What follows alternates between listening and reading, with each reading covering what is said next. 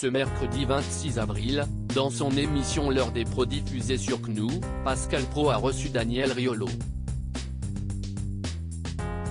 Un échange au cours duquel le journaliste est revenu sur un passage de son livre KO Football Club où il raconte ce que Kylian Mbappé aurait exigé lors du Mondial 2022 au Qatar. Chaque semaine, du lundi au vendredi, Pascal Praud est aux commandes de son émission L'heure des pros diffusée sur CNU. Ce mercredi 26 avril, le présentateur a reçu Daniel Riolo pour parler avec lui de son nouveau livre baptisé KO Football Club dans lequel le journaliste sportif livre les histoires secrètes du football français. Dans les premières minutes de leur échange, Pascal Praud a lu un passage du livre de Daniel Riolo dans lequel il parle de Kylian Mbappé. Vous dites, Kylian Mbappé est intouchable. Quelques mois avant le mondial au Qatar, le joueur exige une révision de la convention qui encadre la question du droit à l'image pour les internationaux français. La star du PSG menace même de boycotter, de menacer la séance photo des sponsors, relate-t-il. Et de faire le parallèle avec un autre grand joueur de football, mais en 1978, Michel Platini avait un pouvoir immense bien au-delà du joueur qu'il était et ils ont boycotté Adidas, ils ont mis des bandes noires sur les chaussures.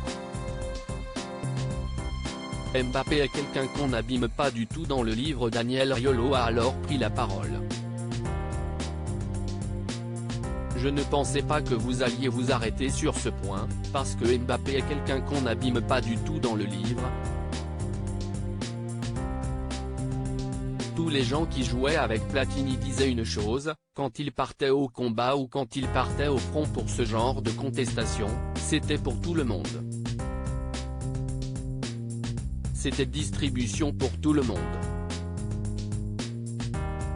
C'était, je viens faire la photo si un tel vient.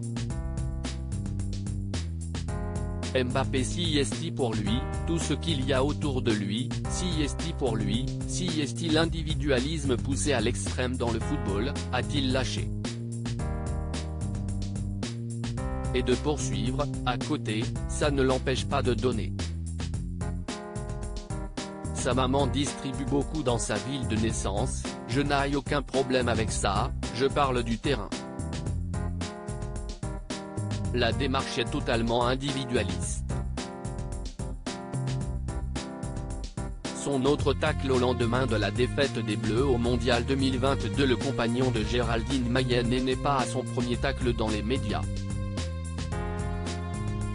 Le 19 décembre dernier, au lendemain de la défaite de la France face à l'Argentine lors de la finale de la Coupe du Monde 2022, il avait taclé Emmanuel Macron sur le geste de consolation qu'il avait eu à l'égard de Kylian Mbappé lors de son passage dans l'émission Face à Face sur RMC et BFM TV. À lire aussi: j'ai été informé, comme tout le monde, peut-être même après, visé par une plainte de Didier Deschamps. Daniel Riolo réagit.